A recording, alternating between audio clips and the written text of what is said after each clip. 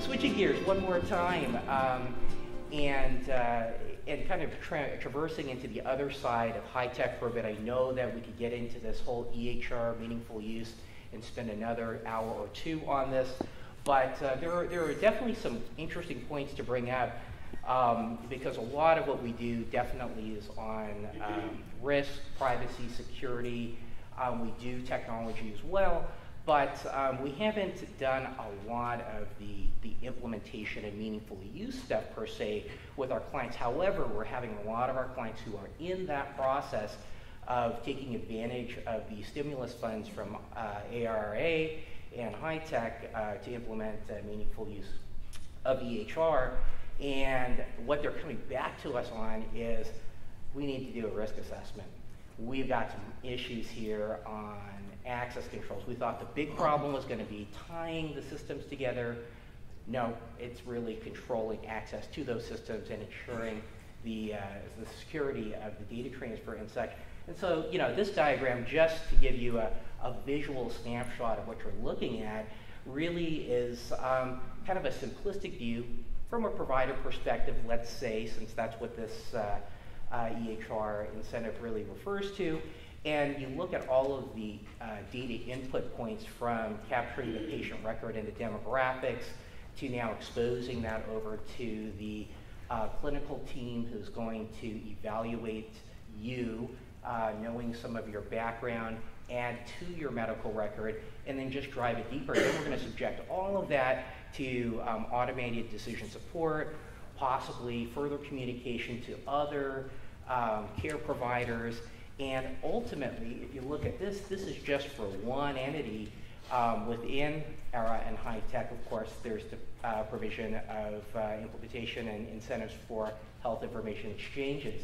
So the ability to now ubiquitously exchange all of this information between government entities, other care providers, other folks within the care continuum to hopefully bring a higher level of quality to your individual care. And that's all wonderful as long as it's secure.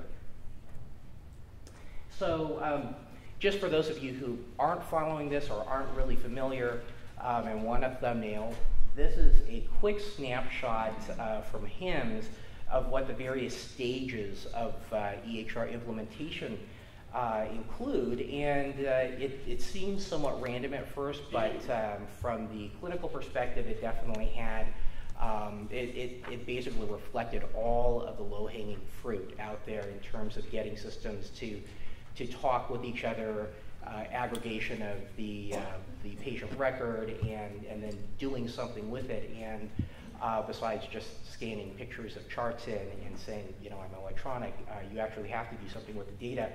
And then the lower box there reflects the dollar incentives to the individual providers. For hospitals, larger facilities, the incentive starts at $2 million and can go up from there.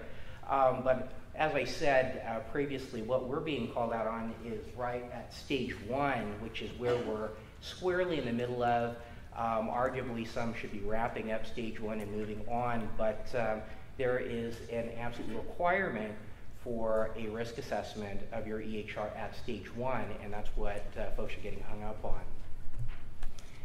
So in terms of doing a risk assessment, again, to help those folks out there who are interested in what the general steps are, they're not mysterious, and I think they're almost intuitive. You go through the standard 4 steps of doing a discovery, assessing what you've found, create your gap analysis, do recommendations, review, and then the key part is to make sure that it finds its way into an ongoing risk assessment plan or internal audit plan so that you stay with it. And this is something that in the last year and a half or so has become a real hotbed, I think, not only for HIPAA and HITECH, but certainly the range of other regulatory environments, SOX, PIPEDA if you're in Canada, et cetera. And there's always this baseline requirement now for risk assessment. I think up to this point, folks would do it maybe once. I think the interesting study from CMS when they went out there to poll folks that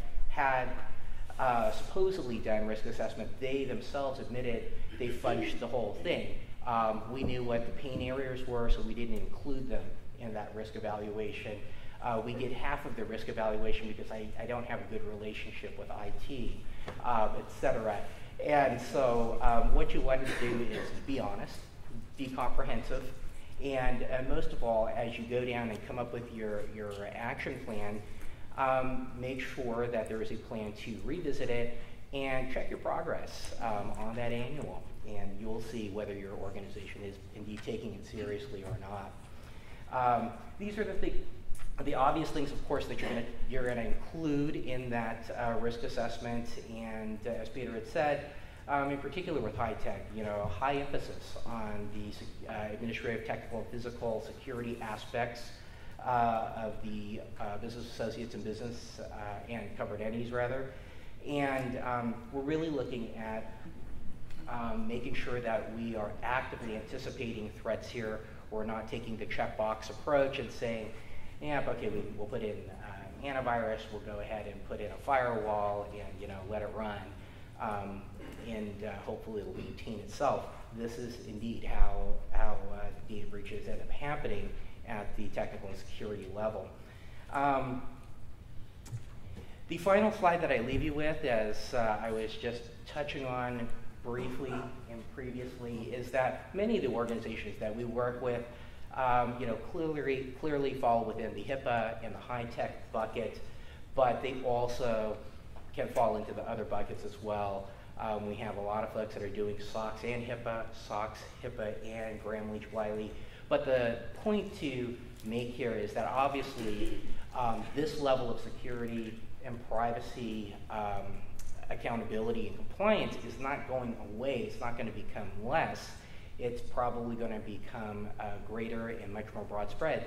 The fact of the matter, though, that is seeming to be good news is that everybody wants to rally around a standard, and that's good, because if your organization subscribes to high trust, which is, let's say, a amalgamation of the NIST standards and FISMA standards, then you're probably in line with what all of these compliance regulations are looking for. And you'll save yourself effort if you try to buck the trend and clip off a little here and there, and again, take the checklist approach, but not really indoctrinate it into your culture. Then that's where you end up having the majority of your problems.